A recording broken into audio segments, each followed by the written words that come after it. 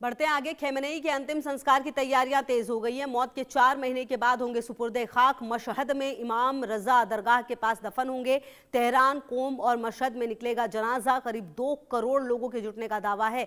खेमेनेई के जनाजे को ऐतिहासिक बनाने का दावा किया गया। तेहरान के मशहद तक जन सैलाब मरने का दावा है। 28 फरवरी को आपको बता दें, अमेरिकी हमले में मारे गए थे खेमेनेई। तो ईरान के दिवंगत सर्वोच्च नेता अयातुल्लाह अली खमेनेई के अंतिम संस्कार को लेकर बड़ी तैयारियां शुरू हो गई हैं। रिपोर्ट्स के अनुसार उनकी मृत्यु के लगभग 4 महीने बाद उन्हें ईरान के पवित्र शहर मशहद में इमाम रजा दरगाह के निकट सुपुर्दे खाक कर दिया जाएगा। बताया जा रहा है कि ये उनकी अंतिम इच्छा थी कि उन्हें शिया इस्लाम की सबसे सम्मानित धार्मिक हस्तियों में से एक इमाम रजा के मजार के पास दफनाया जाए। इसी कारण अंतिम संस्कार की प्रक्रिया को विशेष धार्मिक और राष्ट्रीय महत्व दिया जा रहा है। और ईरानी अधिकारियों के मुताबिक अंतिम विदाई कार्यक्रम कई चरणों में आयोजित होगा। सबसे पहले तेहरान में सार्वजनिक दर्शन और श्रद्धांजलि कार्यक्रम होंगे, जहां लाखों लोग अपने नेता को अंतिम श्रद्धांजलि देंगे। और इसके बाद पार्थिव शरीर को जुलूस के रूप में कोम और फिर मशहद ले जाया जाएगा। अंतिम दफन की रस्म इमाम रजा दरगाह के पास पूरी की जाएगी। सरकारी मीडिया का दावा है कि तेहरान, कोम और मशहद में होने वाले कार्यक्रमों में करीब 2 करोड़ लोगों के शामिल होने की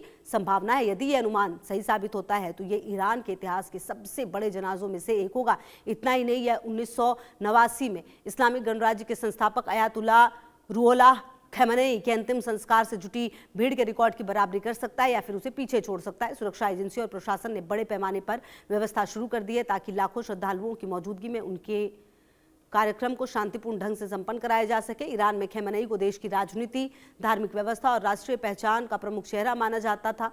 उनके निधन के बाद पूरे देश में शोक की लहर थी। अब 4 महीने के बाद होने जा रहे उनके अंतिम संस्कार में केवल एक धार्मिक कार्यक्रम नहीं बल्कि ईरान की राजनीतिक और सामाजिक एकजुटता का भी बड़ा प्रदर्शन माना जा रहा है। दुनिया भर की नजरें इस ऐतिहासिक जनाजे पर टिकी हैं क्योंकि ये कार्यक्रम मध्य पूर्व की राजनीति और शिया समुदाय के लिए भी विशेष महत्व रखता है। और कुल मिलाकर अगर आप इसे ग्राफिक्स के जरिए हम आपको समझाने और बताने की कोशिश करते हैं कि आखिरकार ये कार्यक्रम क्यों इतना खास रहा है। अयातुल्लाह अली खमेनेई 1979 की ईरानी इस्लामी क्रांति में अहम भूमिका निभाई। क्रांति के नेता रुहोल्लाह खमेनेई के करीबी सहयोगियों में ये शामिल रहे। वर्ष 1981 से 1989 तक ईरान के राष्ट्रपति पद पर ये बने रहे। 1989 में खमेनेई के निधन के बाद ईरान के सर्वोच्च नेता रहे। और ऐसे में आपको बता दें कि